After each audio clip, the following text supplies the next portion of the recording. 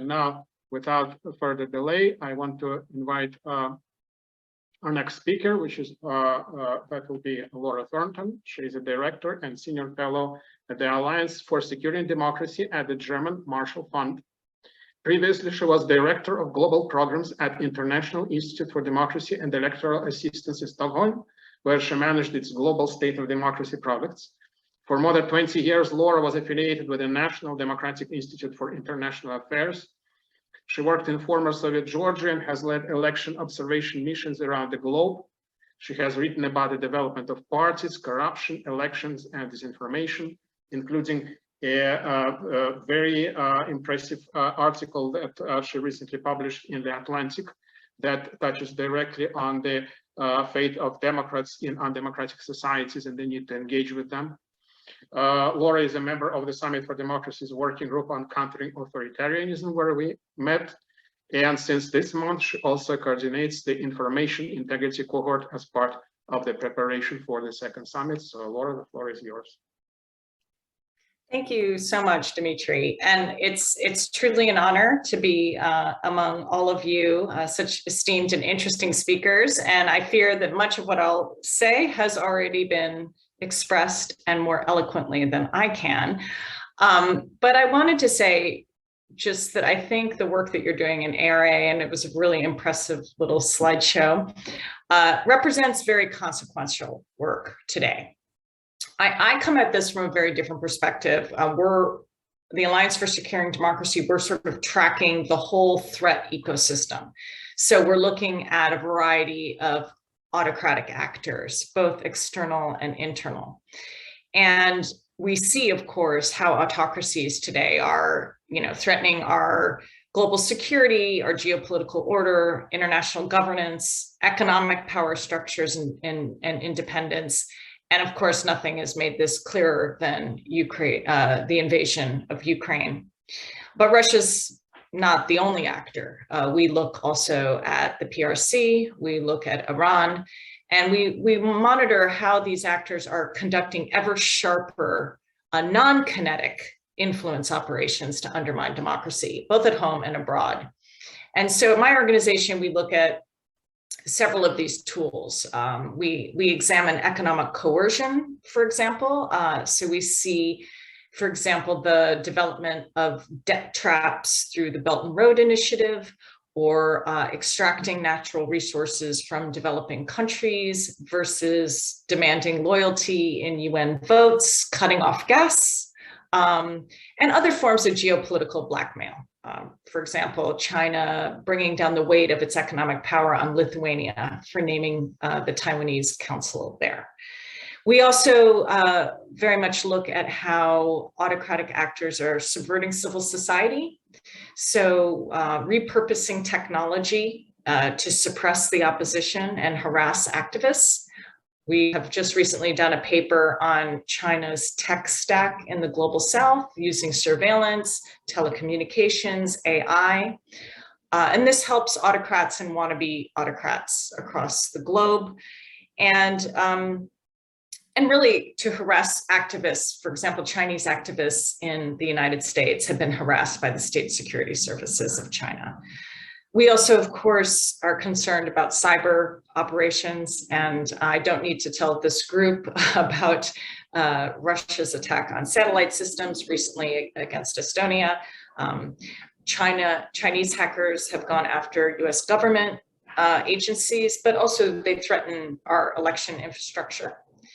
And malign finance, we look a lot at how the Kremlin, for example, supports far-right anti-democratic and liberal movements and political parties across Europe. And finally, and the area I actually focus the most on, which is information operations. So we see this as one of the biggest threats to democracy today. Of course, information operations comes from external actors, but also the call is within the House. And right now I'm working on tracking Kremlin disinformation in the US midterm elections and how we see it blending and bleeding together with our own domestic anti-democratic forces.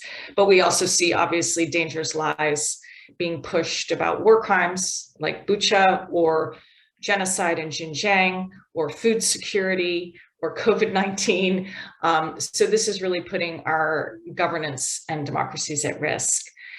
We also have created tools. If you're interested, we have a War on Ukraine dashboard where we track narratives every single day. It's constantly updated. We also have a Yandex dashboard where we're trying to explore media consumption within Russia and within Russian-speaking populations outside of Russia. But anyway, what do we do to defeat autocracies? And I think that the other speakers before me have said this. To me, this is about uniting globally and understanding that going alone is not an option. So that means Democrats, lowercase d, coming together. We are all threatened by this, old democracies, new democracies, rich democracies, poor democracies, and we need to invest in that global democratic infrastructure, whether it's decoupling our economies to make us less susceptible to geopolitical and economic blackmail, or if it's infiltrating more democracy into our security apparatuses, either NATO or others.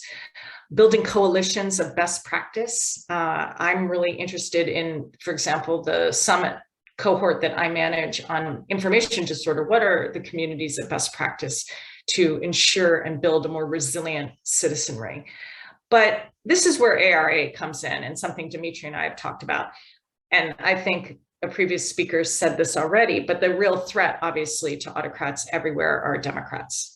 Particularly Democrats within and Democrats from those countries. And just as our democracies are threatened by autocrats within, autocracies have brave Democrats working and fighting for change. And so I think that sort of the key to a more global, stable global future is really in the hands of people like yourselves.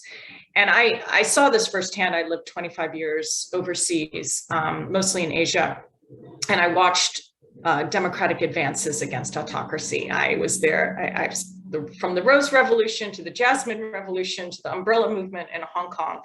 And none of these things happened because of external forces. They were because of the grit and stamina of political and civic actors. And you know this work is the hardest and requires the most creativity. I worked in the 1990s with the Burmese exiled government.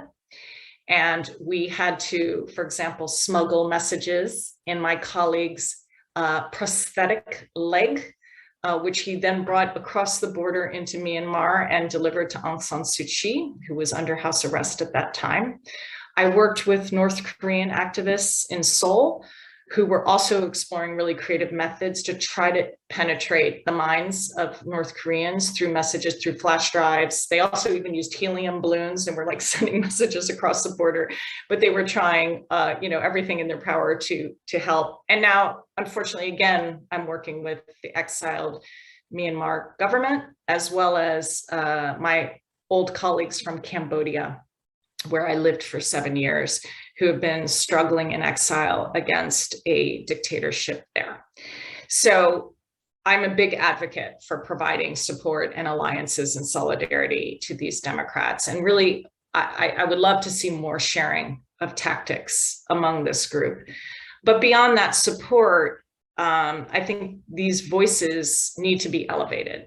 And my Cambodian friends were just in Washington, and it was hard for them to even get a meeting on the Hill. And that's just such a shame. So there needs to be more chance that they're more front and center of this discussion of the battle between autocracy and democracy. As Dimitri and I have discussed, this is not based on geographic delineations, but on values and ideas, and held by people everywhere. And I think there's a tendency to revert to these sort of iron curtain of nations. The democracies are here and the autocracies are here, and that's just not how this works. And I think the first Summit for Democracy made that mistake by not including voices from non-democratic regimes. So I think this is all to say that congratulations on your 10 years of work. I hope that you all are better integrated into the global democracy community.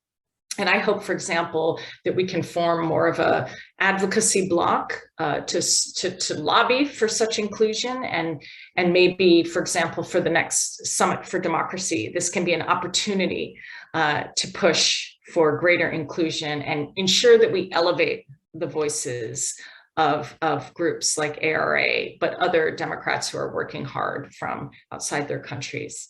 So thanks again very much for including me in this event, and it's been a pleasure to listen to you all.